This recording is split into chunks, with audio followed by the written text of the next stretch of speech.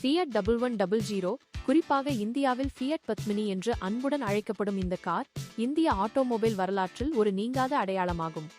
இதன் சுவாரஸ்யமான பயணத்தை இங்கே விரிவாக காணலாம். ஆரம்பம் 1950-60களில் இந்தியாவில் பிரீமியர் ஆட்டோமொபைல்ஸ் லிமிடெட் பெல் நிறுவனம் இத்தாலியின் ஃபியட் நிறுவனத்துடன் இணைந்து 1950களில் கார்களை அறிமுகம் செய்தது. முதலில் ஃபியட் 1100-1103 என்ற மாடல் அறிமுகமானது. இதைத் தொடர்ந்து 1964 இல் ஃபியட் 1100 டிலைட் மாடல் வந்தது. இதுவே பிற்காலத்தில் பத்மினியாக உருவெடுத்தது. 1973 இல் பியட் நிறுவனத்துடனான உரிம ஒப்பந்தம் முடிவுக்கு வந்தது. அதன் பிறகு பிரீமியர் நிறுவனம் இந்த காரின் பெயரையும் சில மாற்றங்களையும் செய்தது.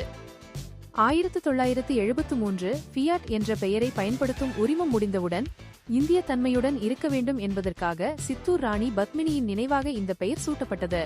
இது காரின் மதிப்பை இந்திய மக்களிடையே இன்னும் உயர்த்தியது.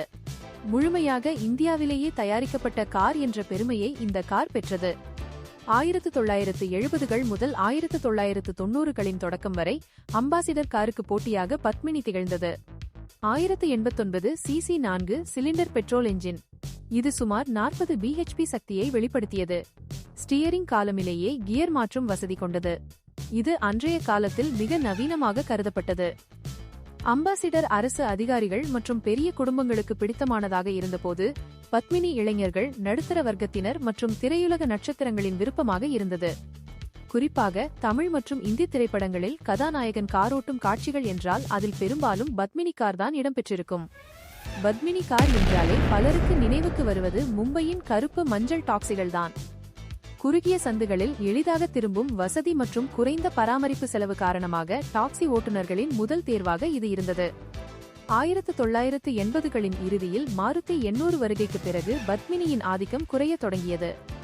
மாருதியின் நவீன வசதிகள் மற்றும் எரிபொருள் சிக்கனத்திற்கு முன்னால் பத்மினியால் தாக்குப்பிடிக்க முடியவில்லை. எமிஷன் நார்ம்ஸ் மற்றும் விற்பனை சரிவு காரணமாக 2000ஆம் ஆண்டில் இதன் உற்பத்தி அதிகாரப்பூர்வமாக நிறுத்தப்பட்டது. ஒரு சாதாரண மெக்கானிக் கூட இந்த காரின் இன்ஜினை எளிதாக பிரித்து சரி செய்துவிட முடியும். அந்த அளவுக்கு இதன் மெக்கானிசம் எளிமையானது. பத்மினி இன்று பல கார் சேகரிப்பாளர்கள் இந்த காரை ஒரு விண்டேஜ் பொக்கிஷமாக பாதுகாத்து வருகிறார்கள். இந்திய சாலைகளின் ராஜாக்களில் ஒருவராக பத்மினி இன்று வரை நினைவு கூறப்படும்.